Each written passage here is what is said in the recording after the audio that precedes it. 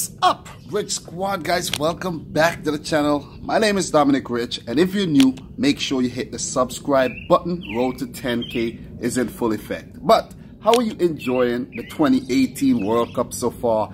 Because I'm enjoying it. I've been watching every single game up until this point of making the video. The last match I saw was actually a Group D match between Argentina and Croatia. And in this video, I'll be covering the other Group D fixture between Nigeria and Iceland. Back when the draw was done for the World Cup and I saw that Argentina, Iceland, Croatia, and Nigeria were in the same group, I was like, this has to be the group of death. Like, there's no telling who will advance. There's no telling who will go home. But before I get into this Nigeria versus Iceland fixture, let's recap what has happened so far in Group D at the 2018 World Cup. In the opening match, Argentina and Iceland played to a 1-1 draw. That was a big result for Iceland. It's like they won the game. You know, we had a goal by Aguero, but Finn Bogerson leveled things out for Iceland. They walk away with 1 point each. Not a good result for Argentina, but a great result for the debutants Iceland. In the second match, Croatia played the Super Eagles of Nigeria and they walked all over them in a 2-0 victory, courtesy of an own goal by Etebo and a Luka Modric penalty. Then a few hours ago, the big one was played, the big one, and it completed. I predicted them to play to a draw, but Croatia defeated Argentina, the two-time world champions and the 2014 runners-up, the team that has arguably the best player, Lionel Messi. I know Cristiano Ronaldo will say, no, I'm the best player. But they defeated them 3-0. Like, what a match that was. Croatia totally outplayed Argentina in all departments. The defense was solid. Domagoj, Vida, and Lovren was really good. Vasaliko, Strinic was really good. The midfield of Brozovic, Rakitic, and Modric was really good. And up top, Rebic, Mandzukic, and Perisic were sizzling. So with that 3-0 thumping of Argentina, Croatia booked their place into the round of 16 for the first time since 1998 when they made their debut and got all the way to the semifinals. So after 3 World Cups of flip-flopping, and I actually predicted them to flop again, they are through to the round of 16. I would like to take the opportunity to say sorry to all my Croatian fans out there, all the Croatian subscribers. You know, guys, I really doubted the team, but they have proven me wrong, and now I have to eat my own words. I rescind what I said about Croatia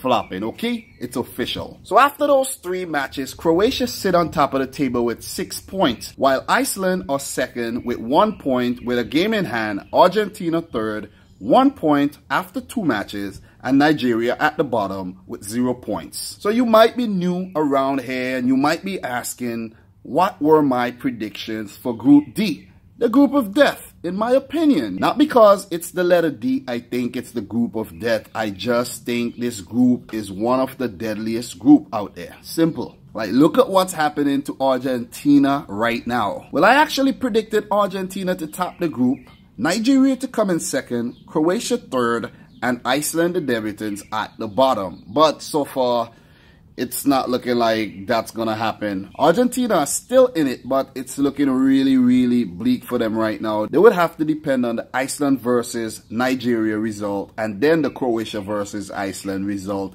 if they are to have a chance to go through. So my Group D predictions are just dead. So guys, now for a brief World Cup profile for both Nigeria and Iceland. For Nigeria, they are also known as the Super Eagles, and this will be their 6th World Cup appearance. For their best World Cup finish, they have made it to the round of 16 on 3 separate occasions. Their last World Cup appearance came at the 2014 World Cup when they also made it to the round of 16. For Iceland, they are also known as Strakanir Oka, or when translated to English, Our Boys, and this will be their first World Cup appearance. They are the debutants. And they have been on a fairy tale run since qualifying to Euro 2016. For head-to-head, how many times have Iceland and Nigeria met each other in the past? 1. 1-1-1. This is a gem, guys. They have played each other once, dating all the way back to 1981 when Iceland defeated the Super Eagles 3-0. So Nigeria will be out for revenge, or we might just see that trend continue and Iceland defeat Nigeria again.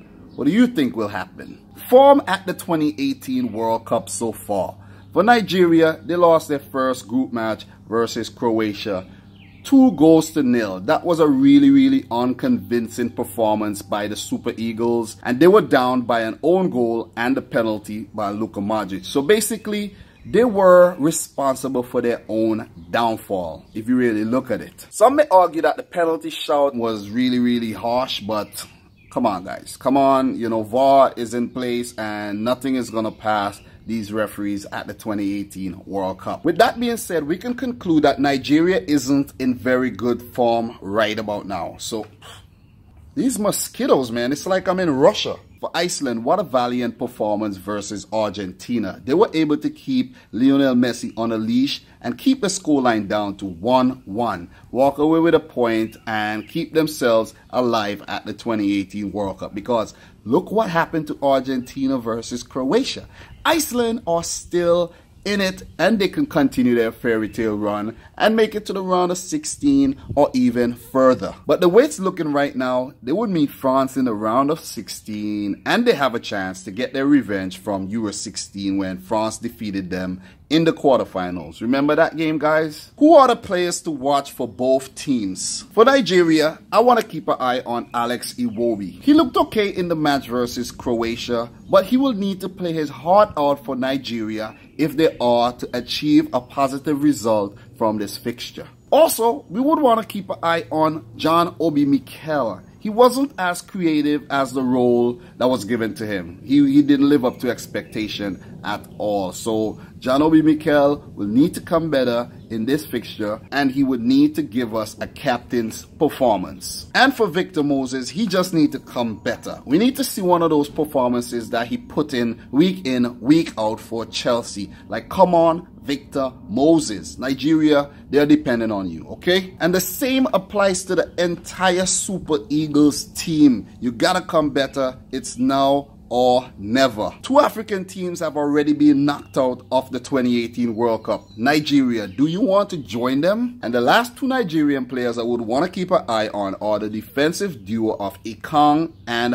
Balogun. They would want to stop Iceland from peppering the young goalkeeper Uzoho, because I think this kid is only 19. Like, wow. Wow. So he would definitely need to bring all his youthful vigor to this match, because Iceland will be coming hard. Believe me, you gotta come good. So for Iceland, I'm not gonna single out any one player, because when it comes to playing as a unit, playing as a team, Iceland, they are the epitome of that. They remind me of the 300 Army. You know that movie 300 with Leonidas, you know, 300? Iceland definitely reminds me of that. It seems like they have also mastered the art of keeping their egos subdued. Like, I think the Icelandic team's mantra is play together, play as a team, play as a unit, and you will succeed. The Iceland team are another Group D team that I didn't predict to get out of their group, but I think they are actually gonna prove me wrong, man. I just have a feeling they would. What are some of the changes the head coaches should make coming into this fixture? For Nigeria, what changes should Gernot Rohr make?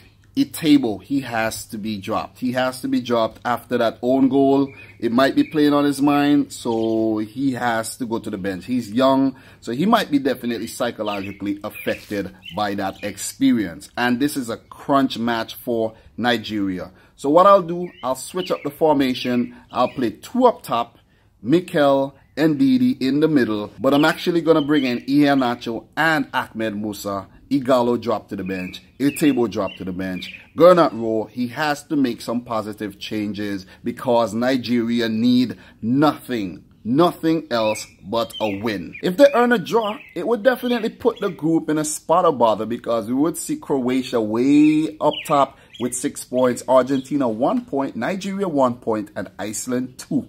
What a grand finale that would be in the group though. For Iceland, I don't expect Heimer Hallgrimsson to make any changes, but I think Johan Gudmundsson hopped off injured, so we might see someone come in for him. So now for the sweetest part of this video, guys, my official prediction. I'm actually gonna go for, all right, let me think about this. Let me think. Iceland, they rubbed out a 1-1 draw versus Argentina. Note, Argentina. Nigeria, they were really unconvincing versus Croatia. But then again, Croatia has been on fire. So it's really hard to really judge these teams on, Iceland, they look good. But then again, Argentina has been lackluster. So it's really hard to judge them on those first performances. So, but still, Iceland, man, they are a really hard team to break down. And if Nigeria cannot break down Croatia, like, I don't think they can break down Iceland either. So, I'm going to go for a 1-0 win for Iceland. Guys, what's your prediction for this fixture? Let me know in the comment section down below. With this loss, it means that Nigeria will be the third African team to be eliminated at the 2018 World Cup. And this would put Argentina under more pressure because Iceland will go up to 4 points. And Argentina can only gain a maximum of 4 points. And they play Nigeria in their last game. So, as for Iceland, they play Croatia. And they could definitely pick up a point in that match because Croatia is a familiar opponent of Iceland. They were in the same UEFA qualifying group. And they played each other in a few World Cup qualifiers in previous years. So, I'm going for a 1-0 win for Iceland. It will put them in a really good position to qualify for the round of 16. Nigeria out. Argentina almost out. Croatia already into the round of 16. So guys, for question of the day. Will African teams do better at the World Cup if they try a different approach and appoint African head coaches? Look at Senegal, for example. Aliou Cissé is the only African coach at this World Cup. I bet a lot of you guys did not realize that. And Senegal are the only African teams who have registered a win so far at the 2018 World Cup. So let me know your answer in the comment section down below. So guys, if you're new to the channel, make sure you click the subscribe button, smash the thumbs up button. Let me know your thoughts in the comment section down below. And until next time, peace out. Rich Squad!